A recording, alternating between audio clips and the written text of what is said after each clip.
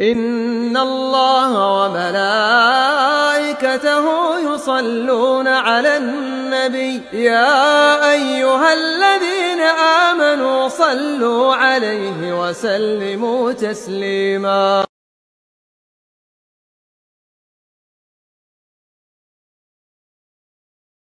Benarkah bahwa hadis tentang keharaman musik adalah cacat? Hadis yang menjelaskan haramnya musik itu bukan cuma 1-2 hadis saja. Kemudian yang menjelaskan haramnya musik itu bukan cuma hadis saja. Ada ayat Al-Quran, wa minan nasi man yashtari lahwal hadith. Di antara manusia ada yang membeli lahwal hadith. Itu lahwal hadith ditafsirkan oleh Ibnu Abbas, Ibnu Mas'ud sebagai al-ghina, sebagai nada musik, alat-alat musik di sebagian penafsiran, dan ditafsirkan oleh ahli tafsir semakna dengan itu. Dan dimaklumi bahwa tafsir sahabat sebagaimana yang diterangkan oleh Al-Hakim di Ulumul Hadith dan selainnya, itu posisinya seperti hadith dari Nabi SAW, yaitu itu ayat Al-Quran yang menjelaskan tentang keharamannya. Karena itu dari kejahilan sebagian manusia untuk membolehkan musik, dia berpegang dengan pendapat sebagian ulama yang melemahkan sebagian hadis. Jadi saya katakan sebagian hadis, iya. Dan itu pun ucapan yang melemahkannya tidak diterima oleh para ulama dari masa ke masa dan menyelisihi para ulama sebelumnya. Itu datang dari ijtihad seorang alim di Maroko sana, di Andalus, Maghrib, Al-Imam Abu Muhammad Ibn Hazm rahimahullahu ta'ala. Beliau keliru memahami hadits riwayat Al-Bukhari. Disangkanya riwayat Al-Bukhari itu terputus, padahal riwayat Al-Bukhari itu tidak terputus.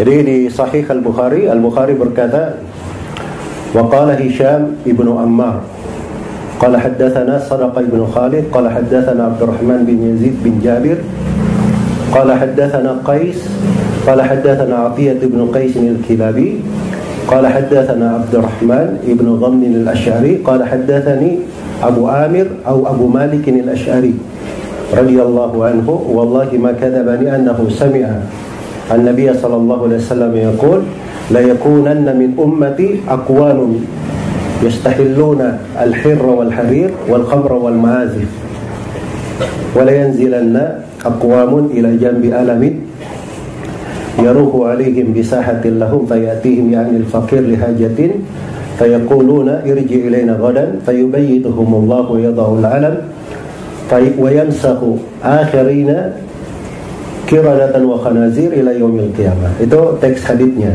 secara lengkap di Sahih Al-Bukhari. Jadi awalnya dikatakan wa qala Hisham bin Ammar. Hisham bin Ammar berkata, Imam Ibnu Hazm menganggap ini terputus. Iya. Itu keliru. Itu keliru dari Ibnu Hazm rahimahullahu taala. Sebab Hisham bin Ammar itu dari guru Al-Bukhari. Al-Bukhari berjumpa langsung dengannya, mengambil ilmu darinya. Iya. Ya kalau seorang murid berkata, guruku berkata begini, itu apa yang dipahami? Bersambung atau tidak? Bersambung, orang memahami seperti itu. Iya. Nah itu terbukti dari riwayat-riwayat yang lain. Iya. Karena itu Abu Bakar Al-Ismaili di dalam mustakhratnya meriwayatkan hadits ini, dan beliau bawakan dengan sanad yang bersambung, dan diriwayatkan oleh imam yang lainnya juga dengan sanad yang bersambung pada Hisham bin Ammar. Ya, maka tidak ada keterputusan di situ. Tidak ada keterputusan di situ. Selain daripada itu, Ibnu Hazm rahimahullahu taala itu beliau bukan orang yang diandalkan terkait dengan cacat-catat hadits dan mengenal nama-nama rawi. Sampai Ibnu Hazm itu beliau luput sebagian nama rawi yang tersohor. Seperti Imam Tirmidzi. Ada yang tidak kenal Imam Tirmidzi di sini? Semuanya kenal kan? Ibnu Hazm mengatakan At-Tirmidzi itu majhul, tidak dikenal. Karena buku Imam Tirmidzi belum sampai kepada beliau. Beliau jauh di Andalus. Padahal Imam Tirmidzi, Abu Isa Muhammad bin Isa bin Sawra At-Tirmidzi, tidak ada yang tidak mengenalnya dari orang-orang yang mempelajari ilmu hadits belakangan ini. Iya. Maka ini dari ucapan Ibnu Hazm rahimahullah tidak diterima. Selain daripada itu, hadits ini telah disahihkan oleh Al-Bukhari, Abu Bakar Al-Ismaili, Ibnu Hibban, Al-Hafidh Al-Iraqi, kemudian Al-Hafidh Ibnu Rajab, Ibnu Hajar, sebelumnya gurunya Ibnu Al-Mulakkin. Ya. Dan kalau dihitung nama-nama para ulama yang menguatkannya banyak sekali. Ya. Karena itu orang yang menolak hadits ini dengan mengambil satu ucapan Ibnu Hazm dan meninggalkan belasan ulama yang menguatkannya, yang mensahihkannya dari imam ahli hadits yang memang ahlinya dan bidangnya di situ. Ini hal yang tidak masuk akal. Dia tinggalkan ucapan para ulama ahli hadits, kemudian diambil ucapan satu orang dari alim yang keliru di dalam hal tersebut. Iya. Itu bukan cara berpikir yang bagus. Dan ini diikuti oleh sebagian orang-orang belakangan seperti Yusuf Al-Qardawi. Ya, dan Yusuf Al-Qardawi ini dia bisa saja hadits-hadits apa saja kalau dia tidak cocok dia bisa lemahkan. Yusuf Al-Qardawi. Ya. Masyaallah alafiyah. Dari perkara-perkara besar saja di tengah kaum muslimin, dari membolehkan pemberontakan, kudeta, itu semuanya madhabnya Yusuf Al-Qardawi. Ya. Di pemilu Israel itu ketika Perdana Menteri Israel Benyamin siapa itu?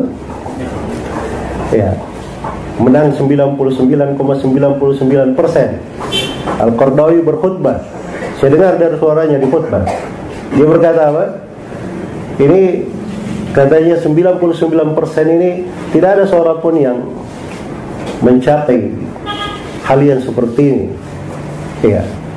Andai kata Allah turun ke bumi lalu dipilih, Allah tidak akan mencapai suara sampai seperti itu. Naudzubillah. Maka kami memberikan tahiyat, ucapan selamat kepada Israel akan kemenangan. Itu Yusuf Al-Qardawi di khutbah. Kalau mau itu Yusuf Al-Qardawi akan dapat nanti yang begitu-begituan. Tapi seorang kalau dia cinta kepada kebenaran, ingin kebaikan, ya, hadits-hadits yang menjelaskan tentang haramnya musik itu adalah hal yang dimaklumi. Selain daripada itu, dinukil kesepakatan Imam 4. Semuanya sepakat tentang haramnya musik, alat-alat musik. Iya. Dan sebagian ulama menukil kesepakatan ulama keseluruhan, seperti Abu Bakar Al-Jurri dan selainnya. Karena memang tidak ada yang menyelisih kecuali orang belakangan saja. Kecuali orang-orang belakangan. Karena itu ini dari masalah bukan dikatakan, oh ini ada dua pendapat, boleh ikut ini, boleh ikut itu. Tidak. Ini masalah dalilnya jelas. Iya, apalagi melemahkan hadits di Sahih Bukhari itu bukan sembarangan. Sahih Bukhari ini rujukan umat Islam. Iya. Yang menghafal dan mempelajari Sahih Al-Bukhari itu seluruh ulama ahli hadits yang datang setelahnya mengetahui Sahih Al-Bukhari. Jadi kalau para imam hadits tidak ada yang berbicara tentang hadits Ammar, Hisham bin Ammar itu artinya hadits itu dianggap syah oleh seluruh ulama yang datang setelah Al-Bukhari. Karena tidak ada di buku-buku yang mengkritik Al-Bukhari. Ada buku-buku mengkritik Bukhari seperti buku Ad-Darqutni, Abu Mas'ud Ad-Dimashqi, ya, Abu Ali Al-Jayyani dan sebagainya. Dan tidak ada seorang pun yang mengkritik hadits itu di kalangan para ulama ahli hadits tersebut. Maka semoga Allah Subhanahu wa taala memberikan hidayah kepada saudara-saudara kita kaum muslimin yang keliru di dalam jalan ini. Musik itu, naudzubillah, banyak sekali kerusakan-kerusakan di dalamnya. Dan seperti yang dikatakan oleh Imam Malik, tidak ada yang melakukan dari musik atau memperdengarkan alat-alat musik itu kecuali orang fasik di sisi kami di sini. Imam Malik rahimahullah. Dan sebagaimana yang dikatakan oleh Syafi'i bahwa musik itu akan menumbuhkan kemunafikan di dalam hati. Akan menumbuhkan kemunafikan di dalam hati.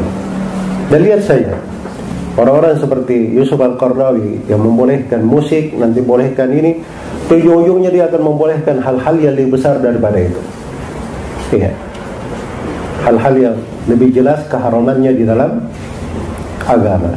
Semoga Allah Subhanahu wa taala memberikan taufik kepada semuanya. Wallahu taala.